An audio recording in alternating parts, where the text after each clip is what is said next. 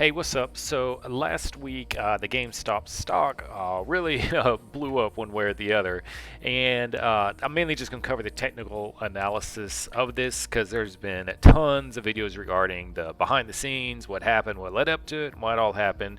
The short story is basically the stock got what's called a stock squeeze, meaning it was heavily shorted, and actually there was too many shares shorted than actually shares to trade. So go figure, right? Like that's legal, but the hedge fund won't get in trouble, although they went bankrupt before they got bailed out. But anyways, so a bunch of people got together and said, hey, if we start buying a bunch of this stock and maybe other people start buying this stock, it will force the hedge funds to start having to start covering their shorts, which will prop the price up even more.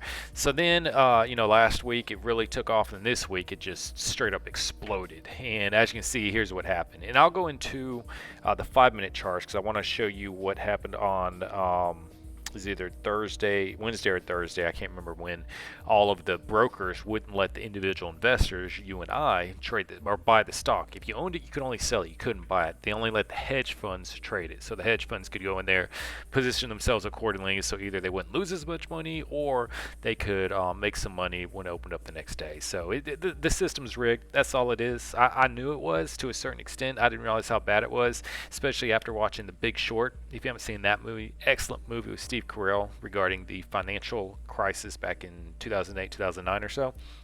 Amazing movie, and this is just another example of how all the hedge funds and banks and everything, they work together to make sure they can't lose money, and even if they do, none of them go to jail for their legal activities, or if they do, it's one person who gets a little slap on the wrist and nothing happens to the rest of them. But anyways, starting off right here. So I had probably a couple notes on here, 1, 2, 3 right there. So let's talk about the five-way move, because this is in a potential five-way move right here.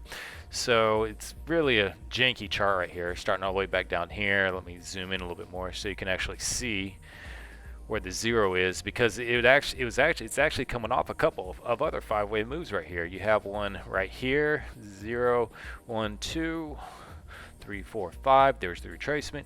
Then you have 0, 1, 2, 3, 4, 5 right here.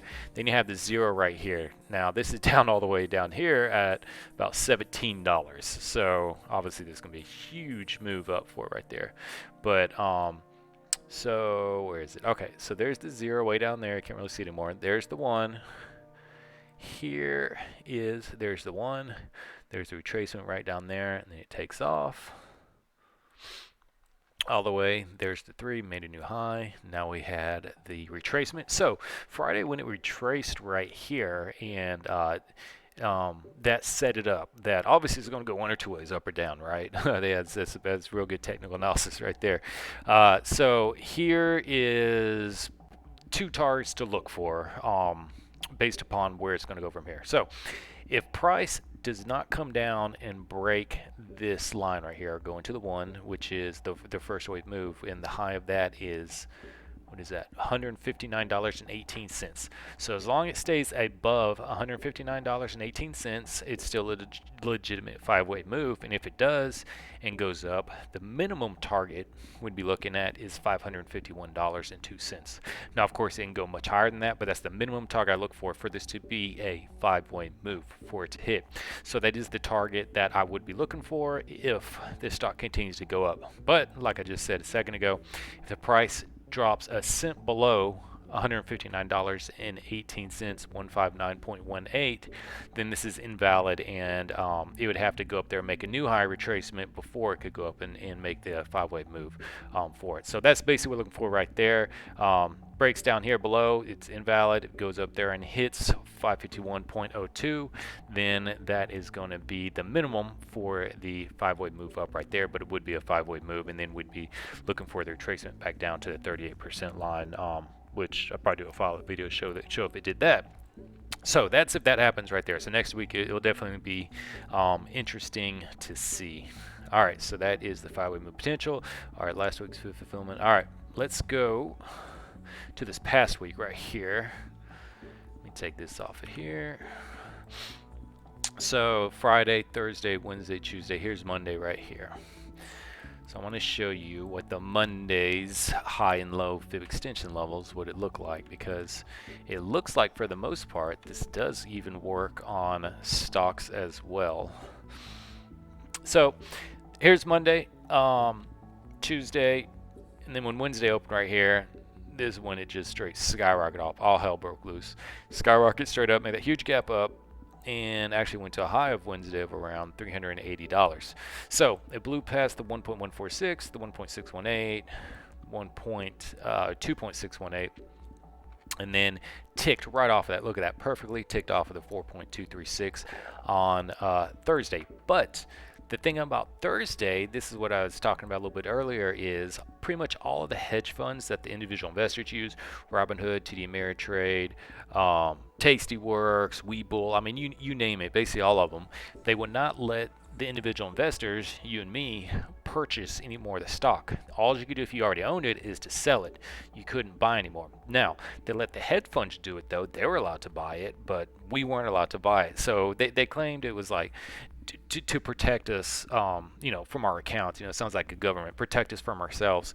But it's just totally ridiculous, and so they wouldn't let anyone buy anymore, and so all the hedge funds got in there, and also, of course, some people start selling, because why wouldn't you take some profits off here if the price is around $400 and you bought it around $30? I mean, you'd be stupid not to. And so that's what happened. So you see it had a huge move down, which did fill that gap from opening Wednesday right there, and went down to a low of $112, and then closed at about $195. And then, of course, on Friday when it opened up, more people got into it, had that big gap, which came back and pretty much did get filled for the rest of the day. But on that Thursday, when only the hedge funds could trade it or buy it, it did come down and fulfill that right there, which would have been right there. So that's kind of the target box. So it went up there. Once it hits the 2.618 line, then the exit comes down to the 1.618, just stays right there no matter how high it came. So as you can see, did go up to the next level, but then came back down extremely quick and hit that level right there to close out that trade setup. So just wanted to show it from that past week, because there's one more that has not been filled, and so far this is the longest one I have seen for all these that I've done who have not been filled. So way back on was this January 11th, the Monday right here, I believe so. Let me just go ahead and double check. January 11th, yep. Way back here on January 11th, here is the low. Here's the high right there. As you can see, I have the box drawn right there. Price obviously blew up through the 1.146, 1.618, 2.618, and then has just skyrocketed up ever since then. So the target I'm eventually looking for when this thing does come back down is going to be $21.64. It's going to be this line right here at the 1.618 right there. I'll just put that black line on it. So that is based upon this trade setup. What I am looking for eventually for it to come down to. Usually it happens within 2 weeks of a hit, or it will happen the next week, but obviously this situation right here is like something that literally no one's ever seen in the stock market before. So it'll be interesting to see, if this thing ends up never coming back to it, then I'm gonna scrap this trade setup. So far it's seemed to be pretty accurate and pretty valid for it. So I think it'll really be telling next week what's going to happen, because look how high this thing's gone right here. It's gone to 11.89, 17.89. It's absolutely insane. I've never seen something go this high without a retracement before. 29, 76, it had some resistance, came back down, just bounced right off of it, up to the 217 or 218, 199, and then almost hit the 320. If you look in the day chart right here, you can see when he hit all these levels, started bouncing off all of them right there. So that's basically what we're looking for right there. Is two targets. One that I just mentioned. And let me show you real quick those Fibonacci extension levels. Why I use those and how I came up with them. So this spreadsheet right here, basically what I did It's just a bunch of Fibonacci sequences and divided by them each other. So you can take basically any number in the Fibonacci sequence and divide it by the Fibonacci sequence right here. That's what these two numbers are. 5 plus 8 is 13, 13 plus 21 is 34, etc., etc. And then you take those two and divide them into each other, and these give you your Fibonacci levels right here. So these are the super small ones that never get used, and this is the first one I started using, so I noticed that price, the 1.146 or 0.146. And I just round up. If it's longer than 3 digits, I round up the fourth digit to the third digit just to make it clean and easy. And so then you have the standard 0.236, 0.381, or 0.32, 0.618, 1.682, 1.68. So that's the reason why I use those on my Fibonacci extension levels, because you can see they just keep on going up and up and up. And to be honest, I never had used the 321, much less the 199 before. But that's the reason and theory of why I use the extension levels from it. And yeah, so that's that here in GameStop. Again, let me scroll out a little bit here.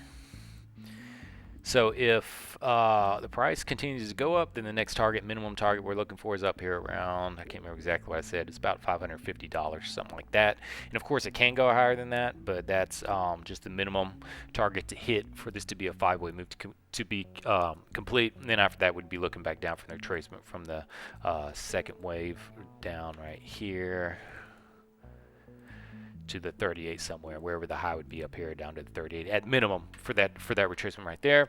But if price is going to go below and breaks a penny below, what is that, 159.18, so if it goes 159.17, that 5-way move is invalid from that setup. And then of course the exit we'd look for down here would be around $21.66. So next week definitely should be another wild week, especially for GameStop, and we'll see what drama unfolds from there. All right, take it easy. Bye.